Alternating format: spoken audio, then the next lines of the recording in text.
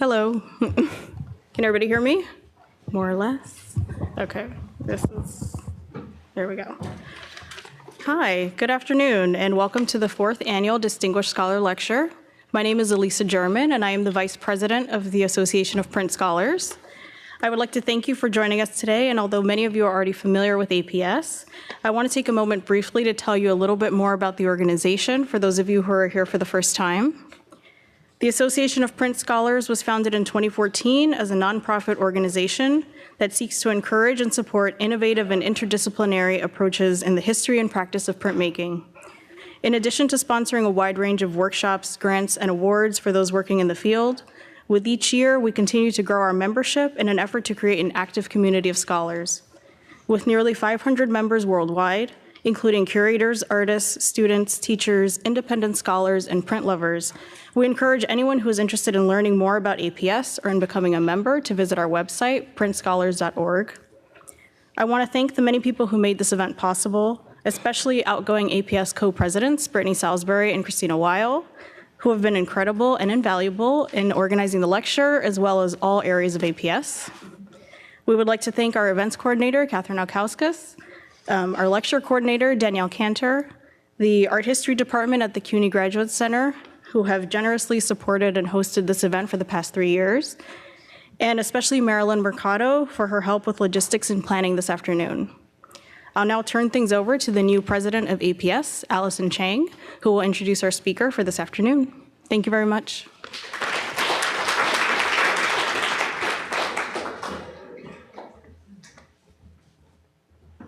Good afternoon. I'm Allison Chang. I'm the president of APS. Thank you so much for coming. This is an overwhelming turnout. Our speaker this afternoon, Antony Griffiths, certainly needs no introduction. He is the former keeper of the Department of Prints and Drawings at the British Museum and is the author, among many publications, of the foundational text, Print and Printmaking, and much more recently, the Print Before Photography. When Brittany, Christina, and I began this lecture series 4 years ago, we drew up a list of speakers we'd like to invite. We knew we wanted speakers whose expertise was applicable across a variety of time periods and professions, those who are conducting important research, and those who might help us identify some of the most important issues facing our field and suggest some ways to solve them. Antony fits all of these criteria and more. In fact, Antony was on our list of potential speakers when we first began discussions of a lecture series in the fall of 2014. So I'm happy that it only took us 4 years and a few months to make this a reality. So without further ado, I'd like to welcome Antony Griffiths, who will be giving a talk today entitled Print Catalogues and Databases, Past, Present, and Future.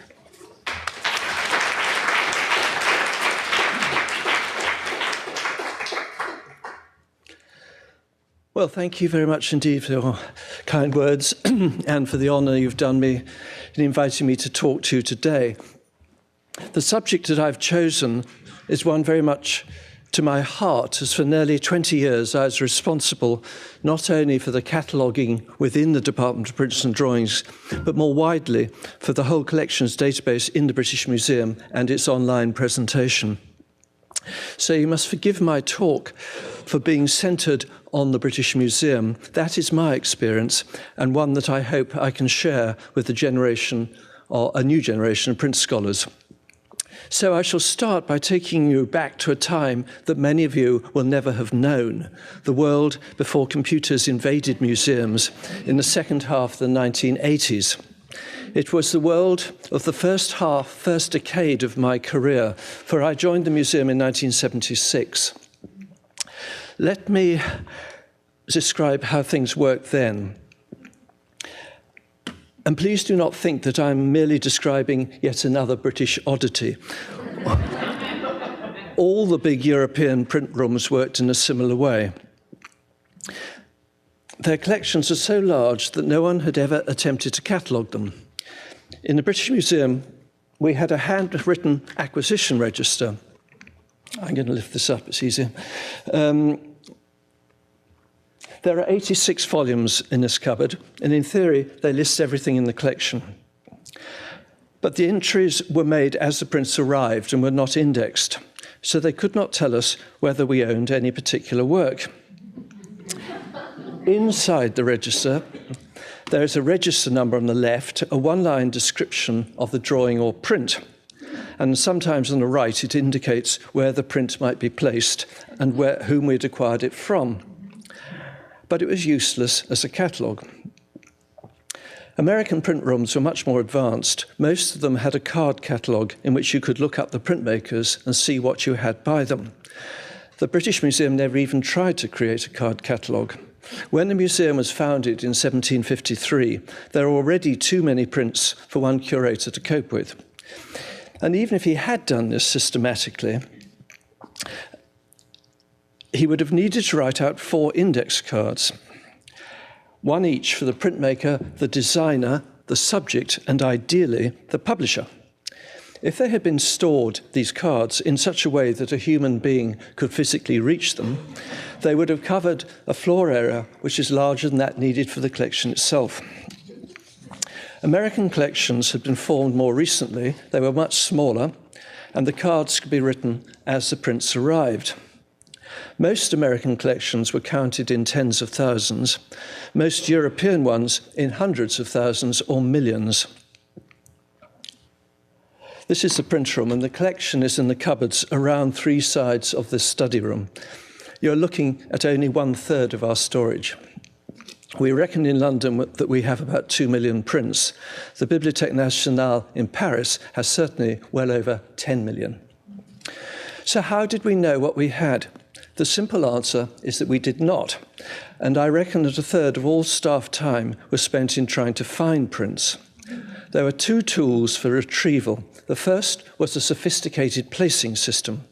Protocols had been devised in the 1830s for the series into which the collection was to be arranged, and hierarchies for deciding what type of print was to be placed in which series. The series are the 3 obvious ones, by printmaker or designer or by subject. Less obvious was how you decided to place a print within each of these series. This print might be placed as a mezzotint by Thomas Watson, a print after Sir Joshua Reynolds, or as a portrait of Mrs. Teresa Parker. Then, which subjects might be recognised within the subject series? Portraits and topography, yes, but for some reason, not anatomy or botany. And how did you organise your printmakers? By school, yes, but what counted as a school was less obvious. Is there a Swiss or an Austrian school? Is Joseph Albers to be placed as German or American? Most museums then divided their prints within school by century. The BM decided in the 1830s not to do this, but to divide them by method of printmaking. So there were series of British etchings, engravings, mezzotints, aquatints, and so on, arranged alphabetically by printmaker. As a result, you could find 20th century etchings placed in the same portfolio as 17th century ones. Large volumes with indices of artists were compiled. This is a French one, which, as you see, have not stood the test of time very well. I show you a detail of the top right-hand corner, which is the entry for Nicolas Poussin. This tells those who can understand it whether we have prints by or after him, and if so, the number of the cupboard in which they were stored or the shelf mark of a bound volume. What it does not say is what the prints were or what might be found where.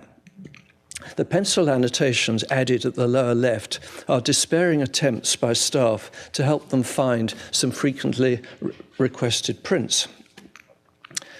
The second tool for retrieval was to mark off standard published oeuvre catalogues. So, for example, Challoner Smith's catalogue of British portrait mezzotints was marked off in the margin with horizontal pencil lines, to indicate that we owned the print and in what state, as well as which series it had been placed.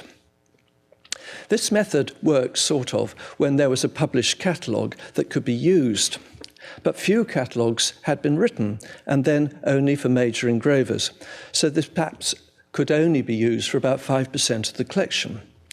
So you might ask what happened if someone came in wanting to see a print such as this Bonnard of the Duchess of Lesdiguières that has never been described, as there's no catalogue of the prints by the Bonnard family.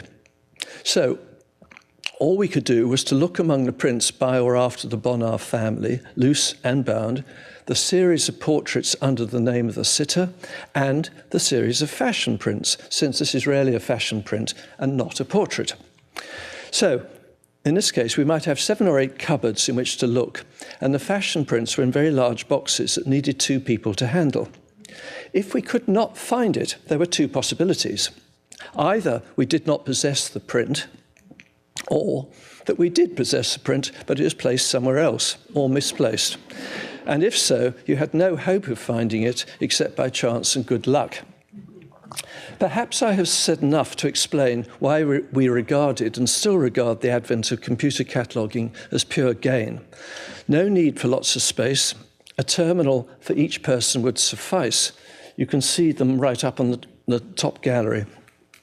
Those are the terminals. You needed to make only 1 record per object, and the computer did all the indexing. It provided an instant answer to the question whether we possessed any particular print and where we could find it. And even better, we could get a listing of everything we had by an engraver or artist, sorted into catalogue order if there was a catalogue to sort it by. So here is an extract of our holdings by Whistler in the order of the Kennedy catalogue. Updating information and eliminating mistakes was easy, and once a mistake had been corrected, no trace of it remained to confuse people again, unlike a printed catalogue. The next massive leap forward came when it became possible soon after 2000 to add an image to the written record. Scanning prints was very easy for all but the large sizes, and we could use volunteers to do this. So for the first time, you could see what your prints looked like by lining them up on the screen. Here are our Whistler etchings again, still arranged in the same catalogue order, but this time with images. You no longer needed to get prints out to see what they looked like. I cannot tell you how radically this transformed curators' lives, and this lies behind many of the new types of print exhibition based on subject matter and iconography that have been a feature of recent decades of print scholarship. A third equally dramatic leap forward came in 2007 when we launched our database and its images on the web. Now, I must immediately and parenthetically offer my apologies for the appalling standards of maintenance of the BM website, which makes web retrieval so difficult and indeed often impossible. This is not the fault of the curators, and the in-house version of the database does work properly. But when the website is working, and here you see a record for Whistler etching, the consequences are dramatic. Any print scholar anywhere in the world can know as much about what is in the British Museum as a curator sitting in London. And since we have few curators and many prints, any specialist will probably know more about our prints in their particular area of interest than we do. This may all sound too good to be true, but it was true, and the advantages have been enormous. Huge databases with images are steadily transforming print history. This is why I spent the 20 years of my keepership from 1991 to 2011 mostly working on the database. It was only after my retirement that I was able to get back to research and scholarship and write the print for photography, which you've kindly mentioned. This was published in 2016, 2 years ago, 3 now, since when I've returned as a volunteer to my old department and am currently helping to finish cataloguing the print collection, which, God willing, we expect to do by the end of this year, 2019. At this point, we will have written about 540,000 entries on the database. The digital era has solved the problem of storing, retrieving, sorting, illustrating, and publishing huge numbers of catalogue records. But computers have done nothing to solve the problem of how to catalogue a print. When we began cataloguing in 1990, we were faced with this basic problem. What information should we include? To illustrate this historic problem, let me show you pages from 3 early published printed catalogues of prints in the museum. Here is an opening from a Donohue's catalogue of British portraits of 1910. You see there are 2 lines per print, which give you the name of the sitter, a very brief description, painter and engraver, technique and size. No inventory number, no location. Next, I show 2 pages from the 10th volume of Dorothy George's great catalogue of British satires published in 1952. You can see a full transcript, an excellent description of what is going on in the print, and a learned account of the historical situation to which it refers. But there's no reference to the inventory number or how many impressions we possess, and not much clue as to where you'll find the print. Thirdly, I show an opening of the 2nd volume of Campbell Dodgson's catalogue of German woodcuts published in 1911.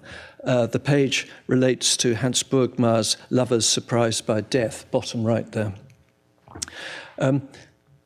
He gives an entry per impression and the provenance of each of them, but no inventory number.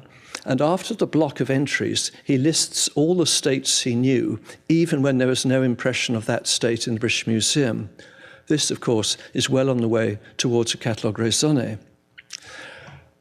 We find similar vast differences in approach across the many non-BM catalogues that have been published between the mid-18th century and today.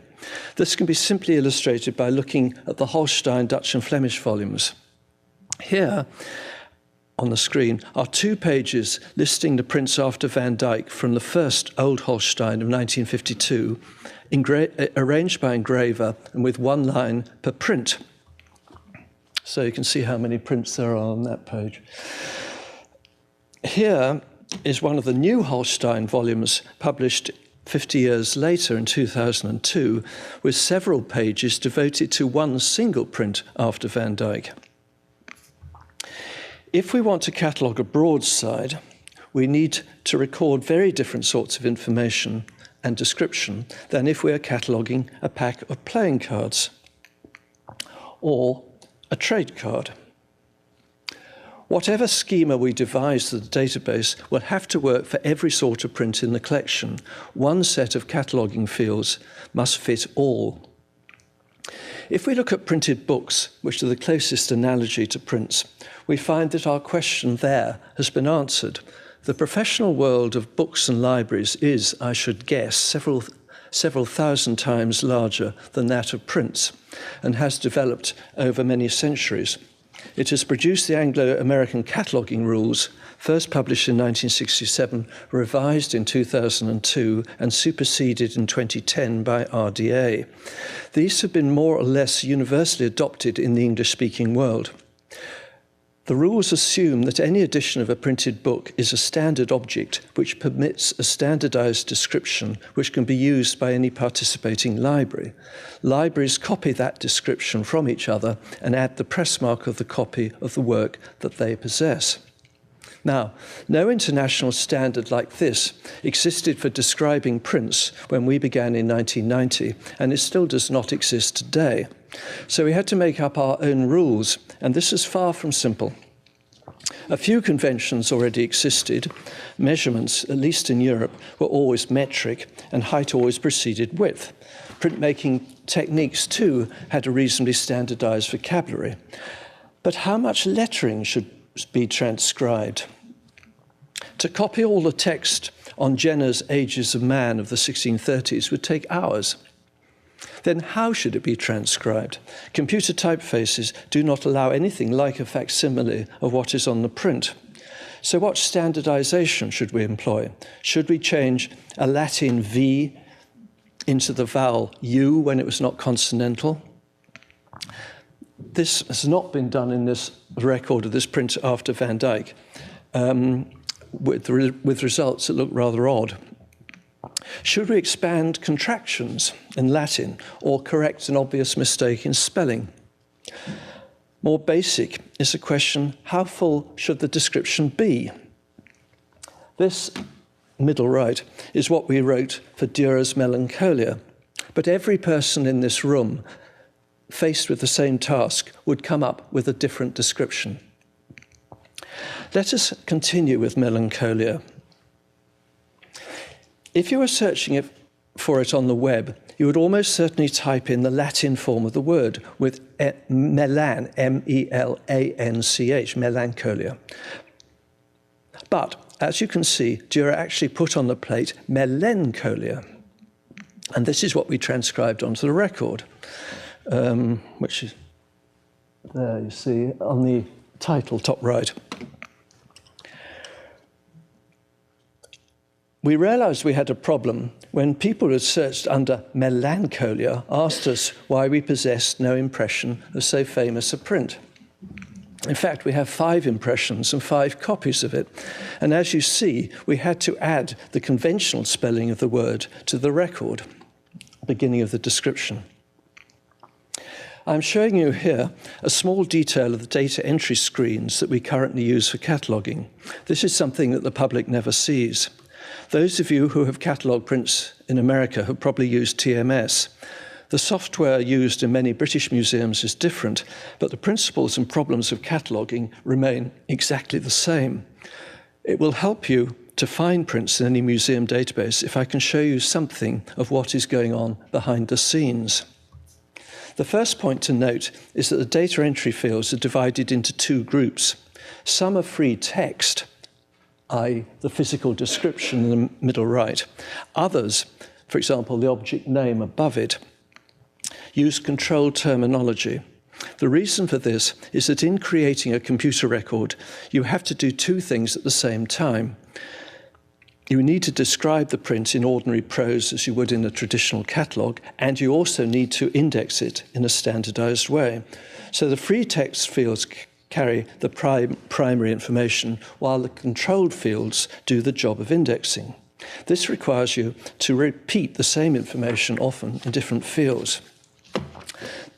Now, if you use the basic web search there, you are simply looking for those words anywhere in the record. When I say basic web search, I mean the top box where I put John Hancock, the American statesman.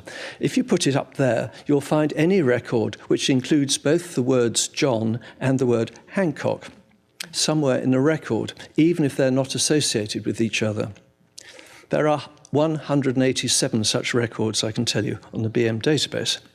If, on the other hand, you typed Hancock, John into the search box for people, next level down, top left, Hancock, John, into that box, you'll be searching via the names authority file. In this case, you would be offered a choice of 5 different people with the name John Hancock, and when you selected the one you wanted, you would then get 7 records linked to him.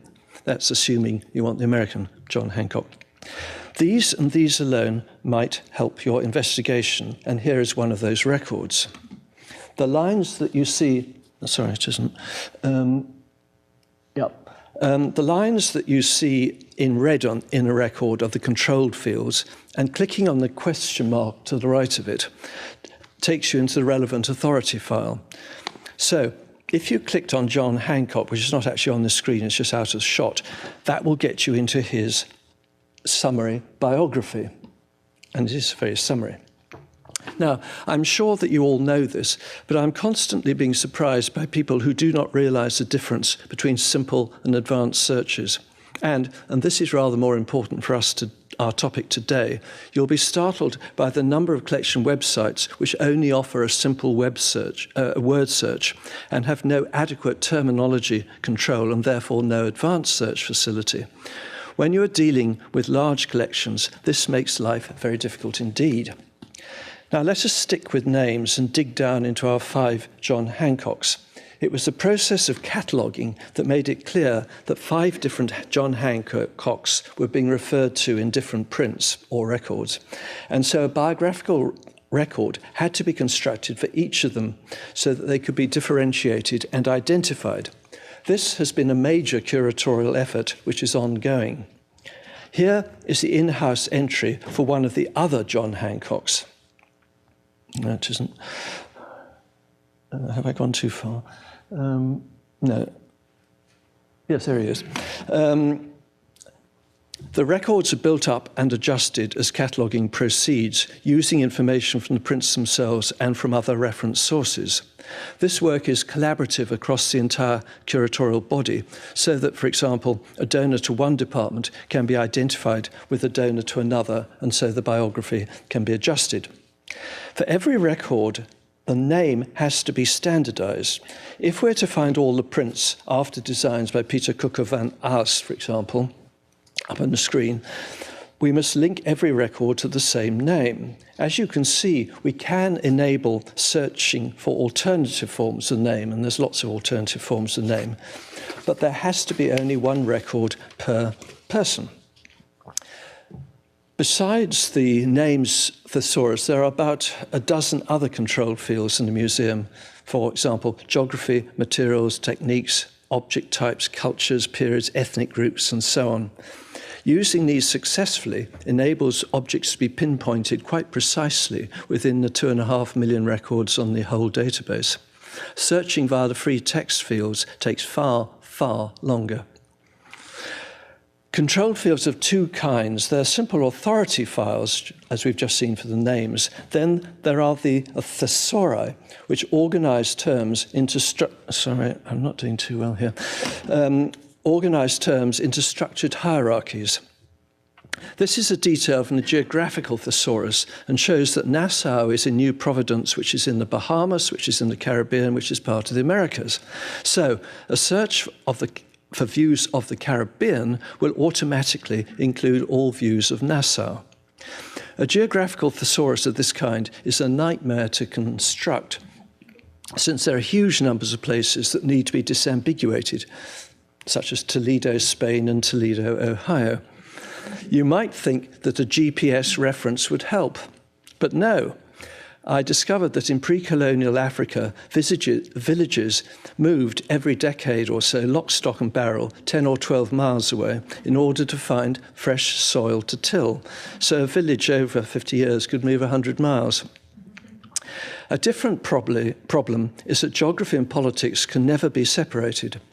If you fail to put Tibet within China, you will certainly be visited by an angry man from the Chinese embassy. Equally, if you do put in China, another angry person will come to you from a Tibetan support organization. Just think of the problems of making a thesaurus of place names in the area around Israel and Palestine. I must next make a few remarks about the subject field. This is a very obvious route for people to want to take when they're looking for prints. But subject matter is a pitfall for any cataloguer. Let me demonstrate this with a print.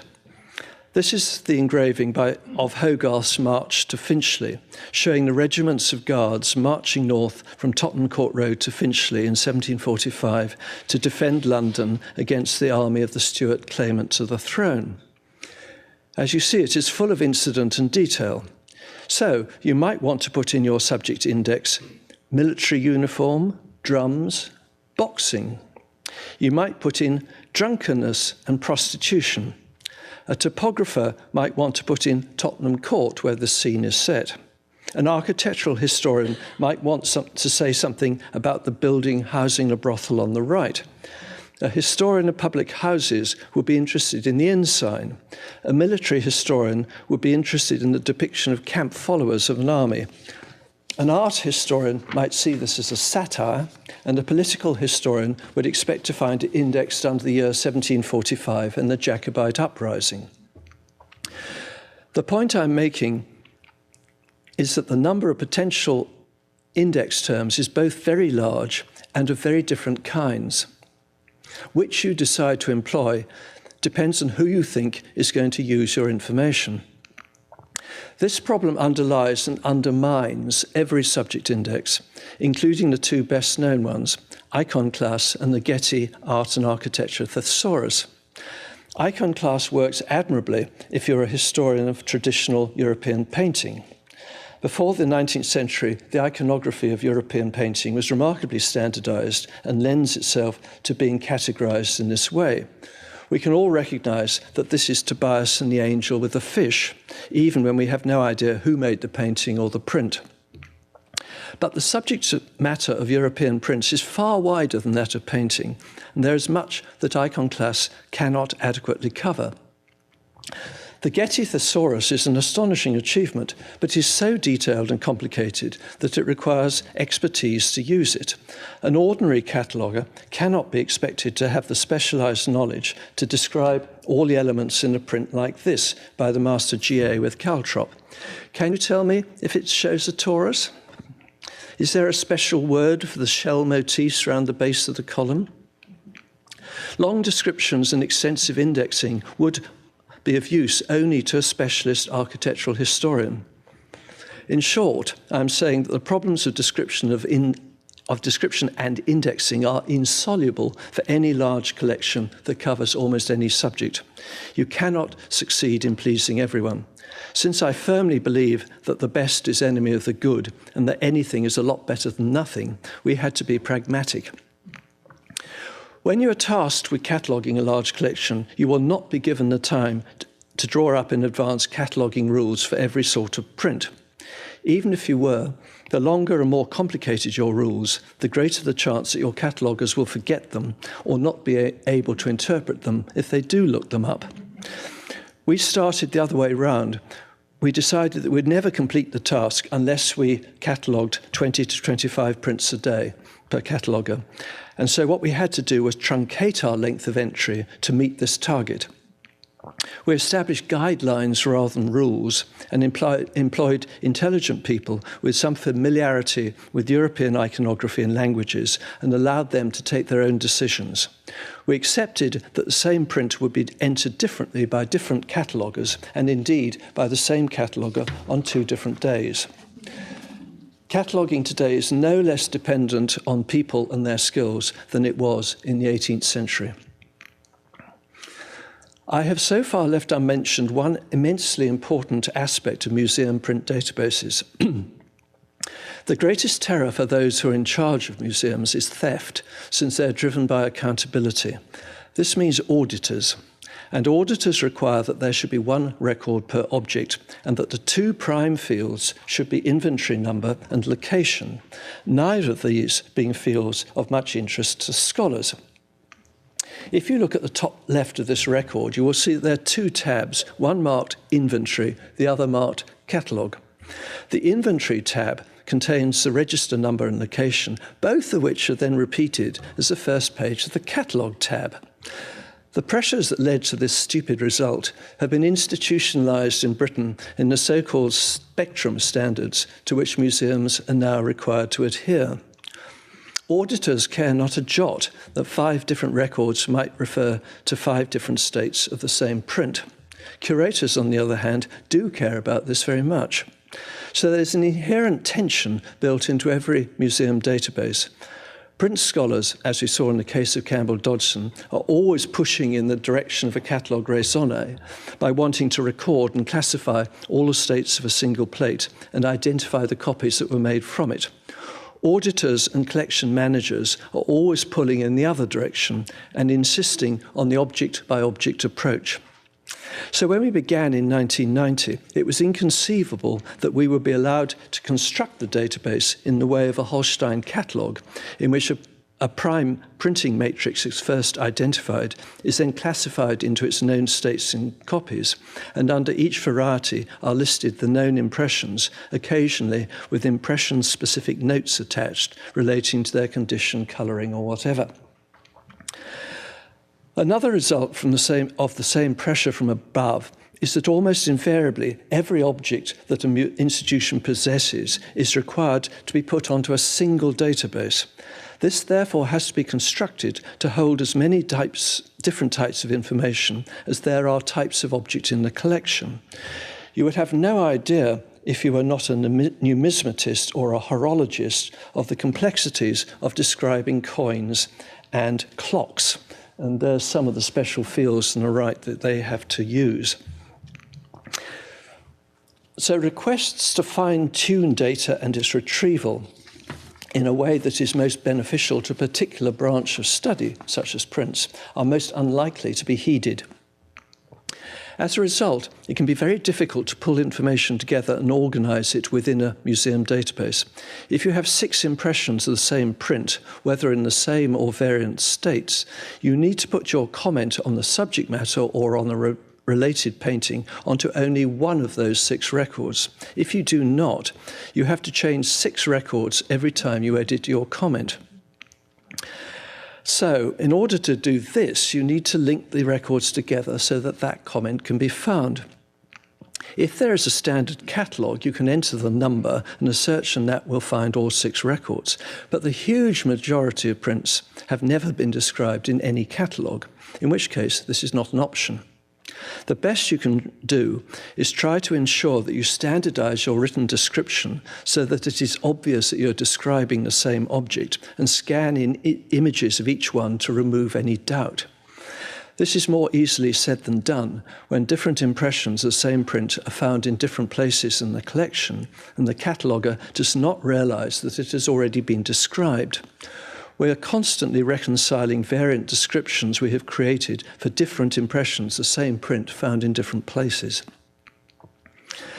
When we began the database, we aimed for high standards of description and terminology control, and the inclusion of references to standard catalogues such as Bartsch and Holstein. Our standards have actually gone up over time. Initially, we were very worried about how we would ever finish and so cut corners. But as the database grew and more terms were added onto the authority files and thesauri, cataloguing became steadily easier, and this gave us more time to write better entries by transcribing more of the lettering or by adding in references to associated paintings, drawings, and current literature. This cumulative aspect of print cataloguing must never be underestimated. For example, when I began sorting out our collection of prints after Martin van Heemskerk in the 1970s, the only guide was Thomas Kerrich's catalogue of 1829. You will see at the bottom left that he could not work out which prints belonged to the story of Jacob, and I could not either. Ilya Veldman's catalogue in the new Holstein series has solved the problem, and now everyone knows that there are only 8 prints in the series. This made our cataloguing far quicker as well as more accurate. The same is true with our cataloguing of prints where we have huge numbers but no printed catalogues to help. We have to start with the first one we come across, but as we find new impressions of the same print, we can add in, for example, titles, publishers, and dates that may be missing on the first one, which was perhaps approved before letters. And we can also identify later reprints by different publishers, sometimes with different dates. As more images are linked to the record, it becomes possible to identify copies, find the prime version of a subject, and discover who the original designer was. These 33 thumbnails are part of 512 thumbnails thrown up by a search for the subject of the flight into Egypt. This has created a research tool that makes life easier not just for ourselves, but for other cataloguers who can now start from the point that we have reached and take things further. I must here make another apology and explain that many improvements and additions that we have made to the database are not yet visible because the version of the database that you see on your screens is currently frozen as it stood at the end of July 2017. The story behind this sorry saga is not worth telling, but we have been led to hope that weekly updates will resume by the end of next year. I hope too, and this is more important, that you will then be able to search via the authority files and thesauri. You can get at them now, but only via the single record, by that question mark after the name. At the present moment, without knowing what terms are in these authority files, it's extremely difficult to know which word to search under.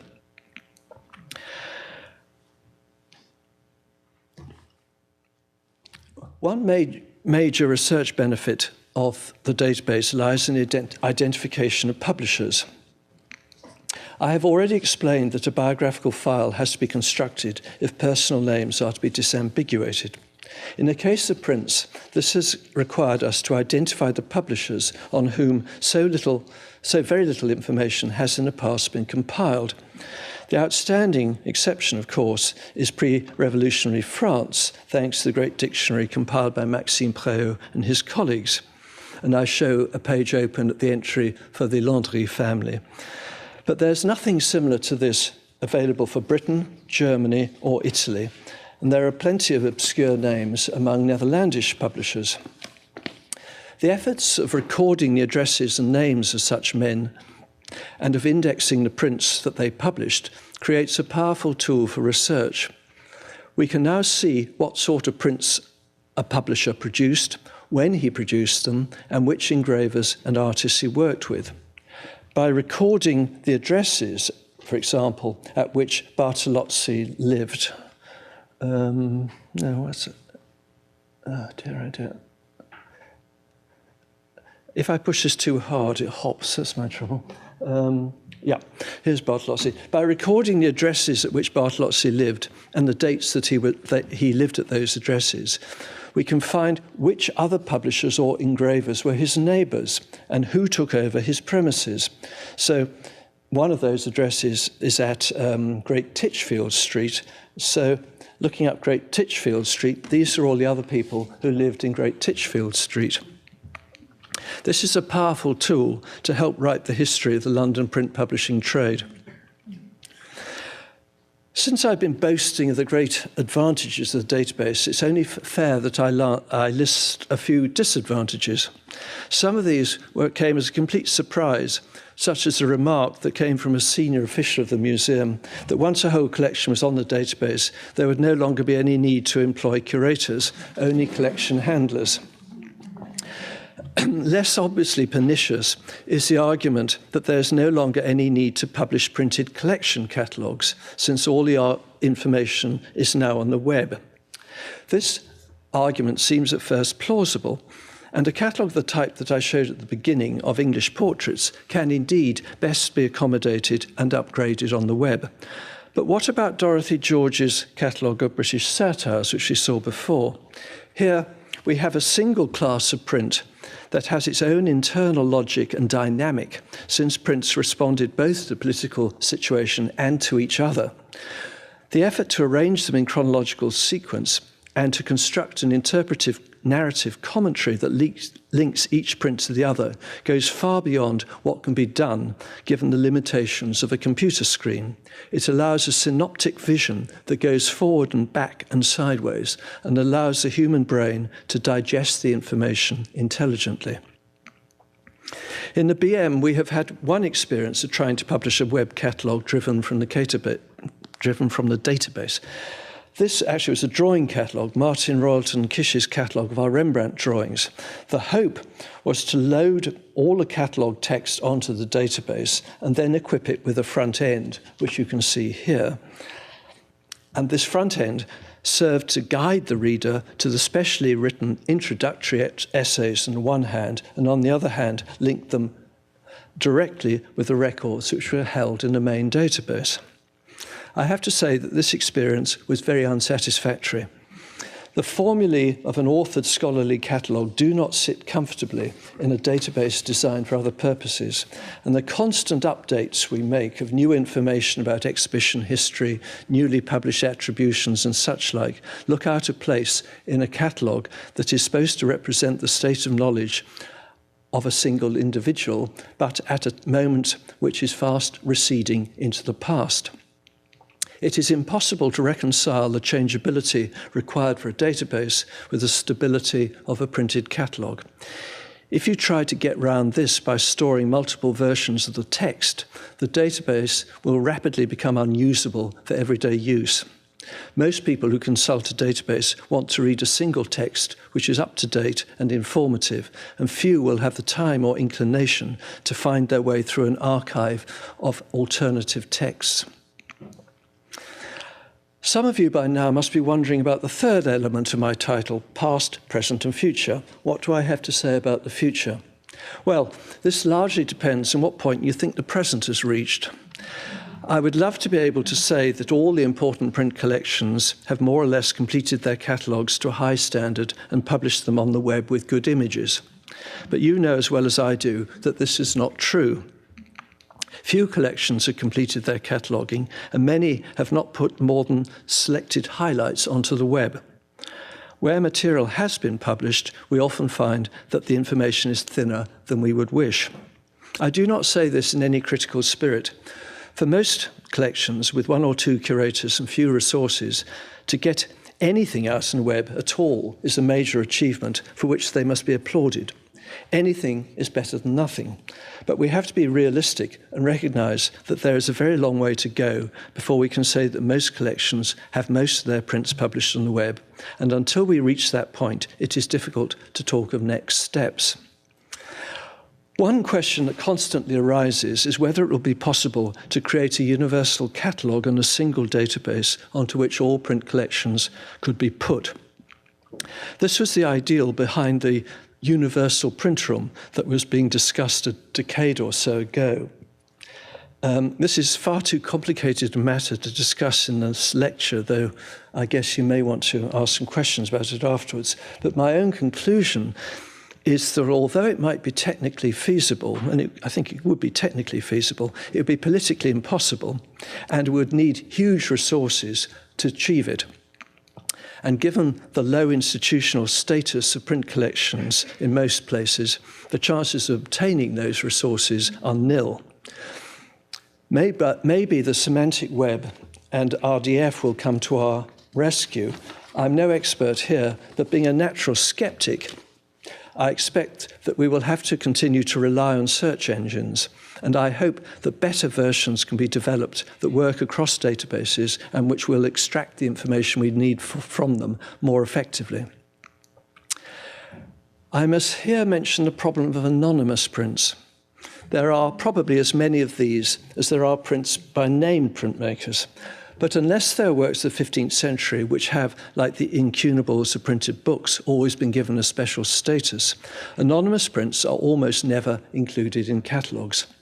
When entered on databases, they're very difficult to find for the simple reason that they're very difficult to catalogue. The key cataloguing elements are missing. You don't have name. Sometimes you can't work out the school. Dating, often uncertain. All you're left with is a subject. Now, in the case of this one, which is a landscape, we've got hundreds of anonymous landscape etchings by both professional and amateur artists. And to find whether we have the one you're looking for is almost impossible. Here, I can only hope that the advances being made in image recognition will make it possible sooner rather than later to match images automatically. I think that probably will happen. But this opens up another dimension of our problems, one that is rarely discussed in print literature. Most of us, I imagine, have been trained as art historians and come to prints with the assumption that we are dealing with documents that primarily relate to art history. In doing this, we have the weight of print collecting tradition behind us. Most existing print collections have been formed in the footsteps of past collectors who were interested in prints as works of art in their own right and as documents that throw light on the history of European fine art. Yet, the more I have studied the field of prints, the more I have come to think that to see the scope of our subjects in this way is far too limited and actually prevents us doing the job properly. What counts as a print? Are maps prints? This map of Oxford contains a view of Oxford and is etched by a major printmaker, Wenceslas Holler. Is printed music a print? This is a print with music and words. The engraver is an important figure, George Bickham. I would argue that a print historian needs to approach printmaking as a business built around the technology of image making using the copper plate and the woodblock, and that it is therefore important that print history should cover all the very varied commodities that this industry produced. Now, the consequences of such an approach would be very significant.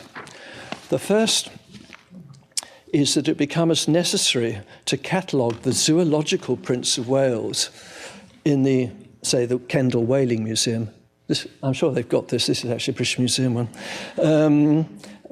Quite as important to catalogue that one as this one, which is what you'd expect to find in the Met. We should add in trade cards and visiting cards.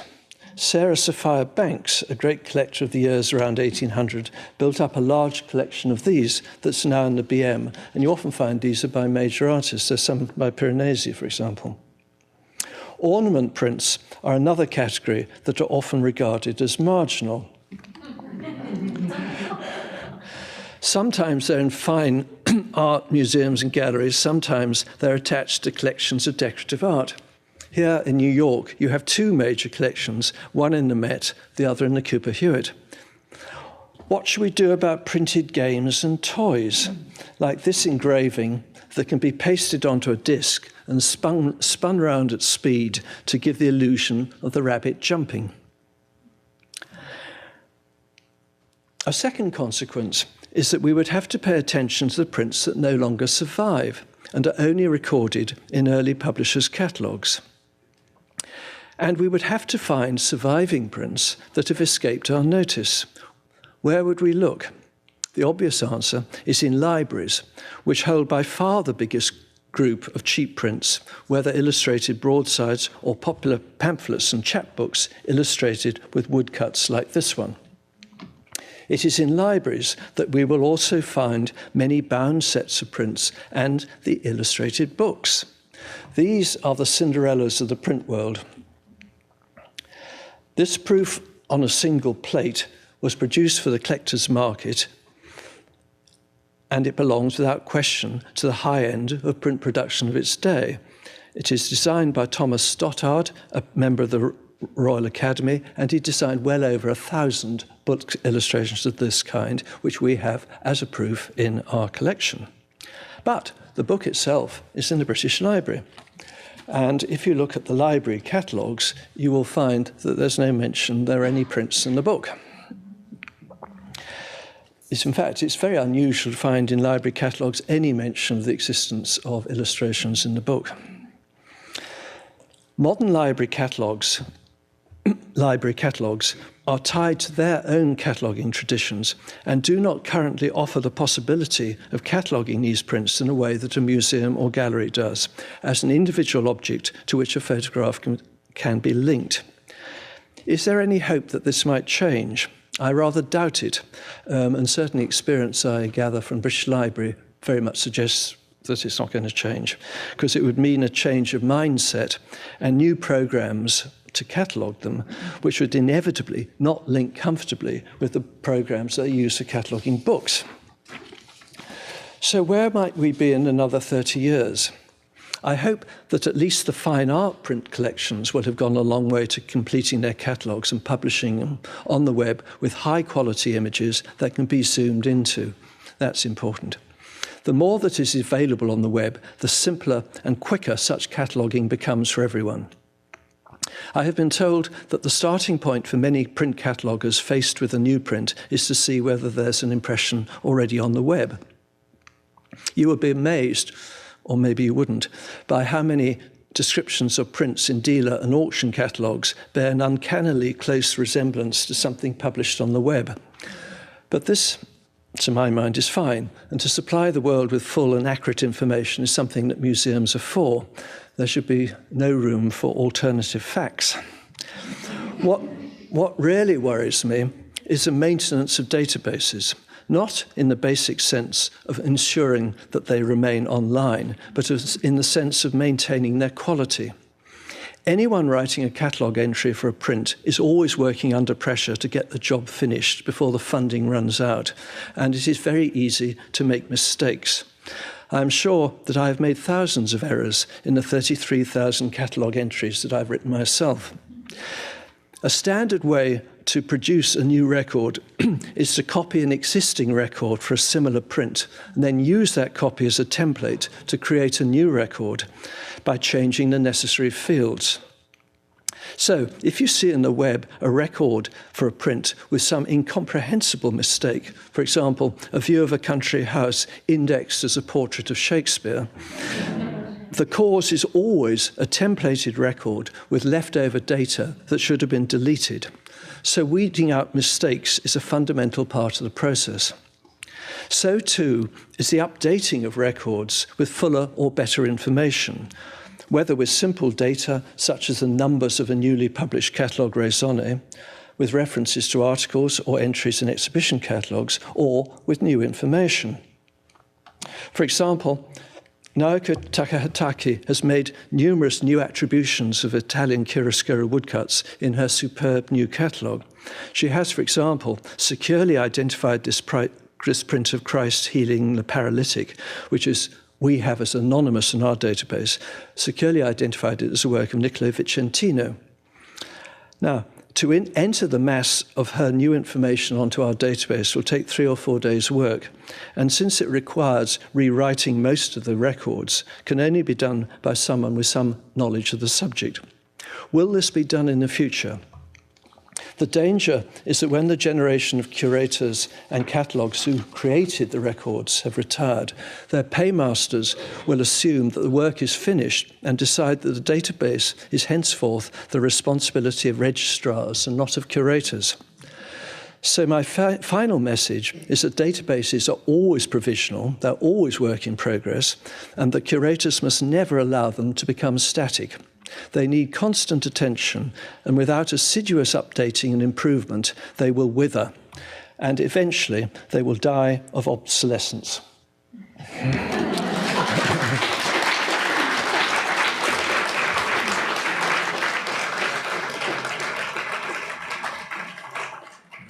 Good, thank you. Thank you so much. That was wonderful. If any of you have questions, Elisa has a microphone and she'll just pass it around. Thank you very much, and thank you for helping me in 1976 or 77. I'm Gail Levin, and I came to see Edward Hopper etchings, which at the time were pasted down into a large bound volume, which I have thought was because they were considered minor American prints, but am I now to understand that that was a major method of keeping prints at the British Museum? It was, yes. When I joined in 76, my guess is that of the print collection, about 1% was mounted and the rest was unmounted. A small part was pasted into albums, 5%, something like that. The present situation, probably you can add a few more percentages on one side or the other, but it's basically the same. And it will go on being the same, because to mount up 1 million or 2 prints would not only cost a fortune, but it would mean we'd have to multiply our storage by about 10 times.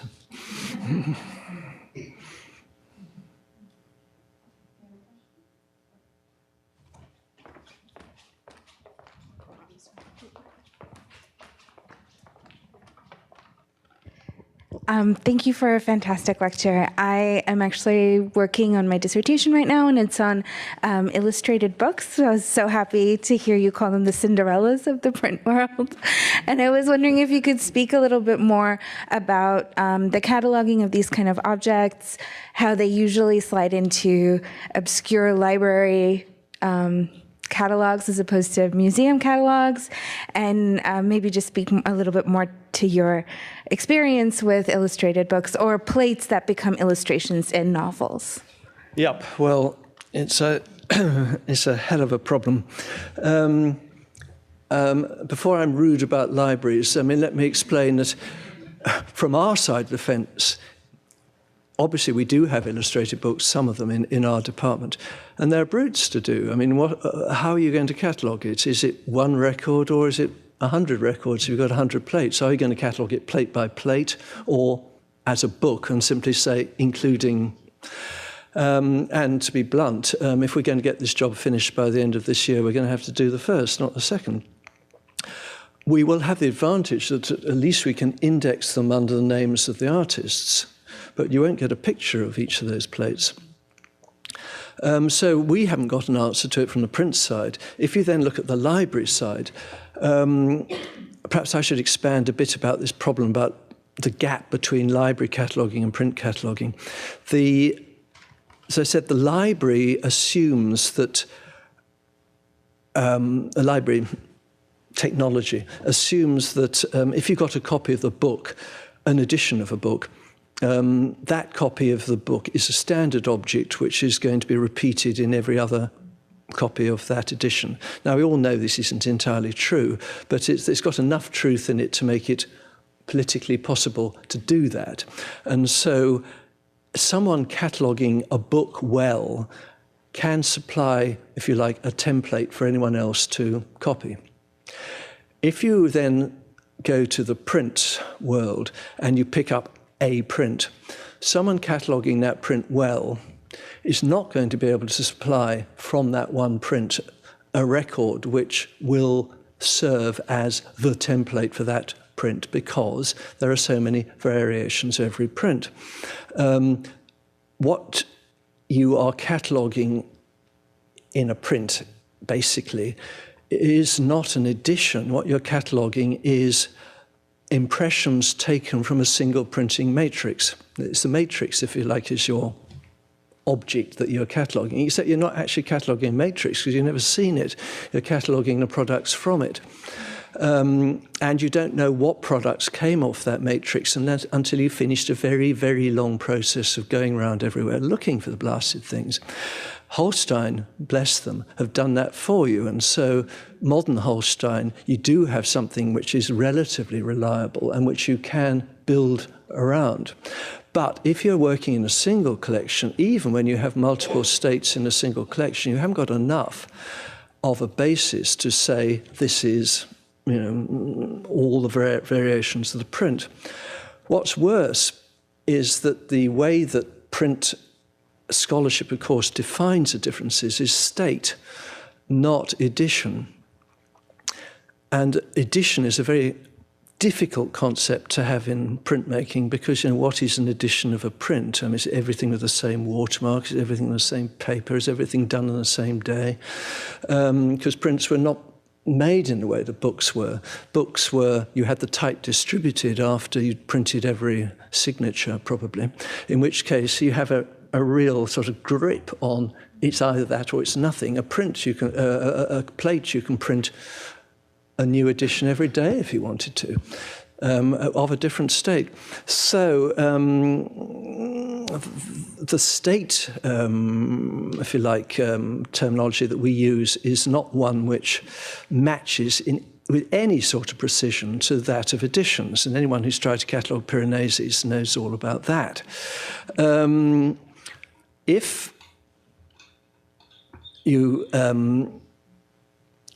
then look a bit hard at the concept of a state, well, you number states 1, 2, 3, 4, 5. Two major problems then. One, when do states begin, particularly with reproductive 18th century line engravings? You have a whole mass, or at least you do if you're in a British Museum, you have a whole mass of working proofs, each one of which is a different state, but they're not published states, they're just working proofs. And so there's an old tradition for that sort of thing that the first state is actually the first published state, not the working proofs. Problem one. Problem two, what are the published states? We all know that people put things out as proofs before letters as a sort of published state.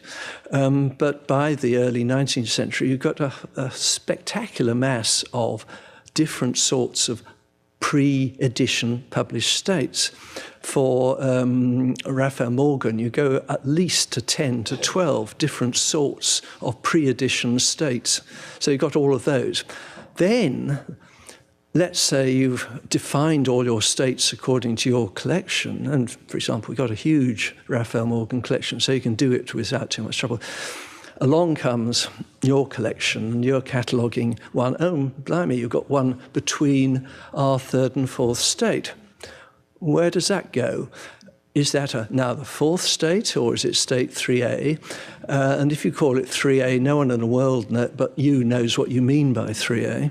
And if you say 4, then my third state suddenly becomes your fourth state, and all hell breaks loose. So it is extremely, extremely difficult to do. And that's why I sort of feel that the concept of a uniform, the universal print room, and here I'm not talking about just about book illustration, I'll come back to that, is almost unachievable. And the other dimension of book illustrations, the moment that any plate finds its way into a book, is that you have not only the dimension of the plate itself and its states, but you also have that horizontal dimension of the books it ends up in. Because the same print could easily turn up under 4 or 5 different title pages. How do you capture that? So, I'm quite sure that some computer programmer could come up with something terribly brilliant, but I don't think any human being in this room trying to catalogue them would thank them very much for coming up with that program, because it would probably take you a day or two to work out how to catalogue it.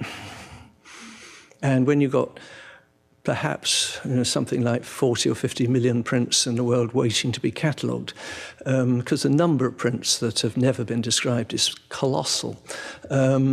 What's achievable?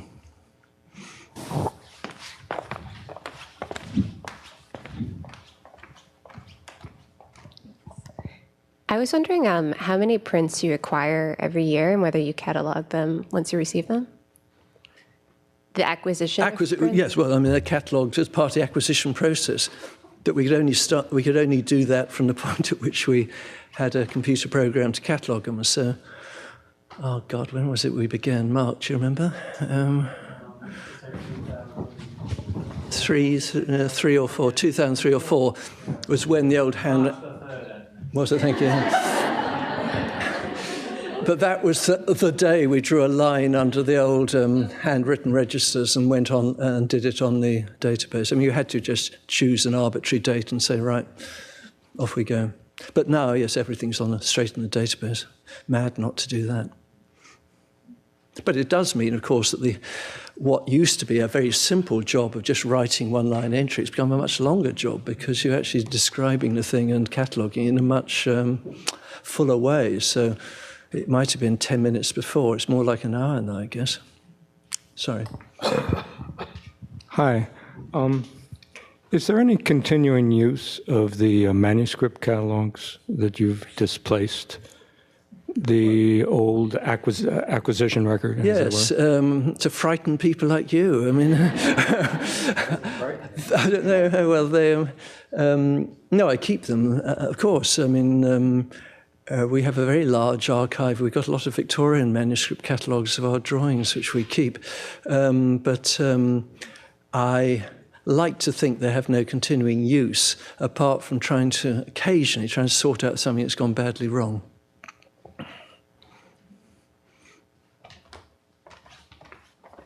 Oh, we certainly keep them. I think a museum ought to be a bit of a museum of its own history. Thank you. I'm absolutely convinced as to how difficult it is to standardize. I know we're all convinced. Have you tried, and another thorny issue of standardization, of course, is papers. Have you been able to standardize the description of papers down to a set that's manageable and understandable? No. I have no other answer except no. And if it's very basic, we try and say it's Japan paper or it's laid paper. But basically our rule is forget about the paper.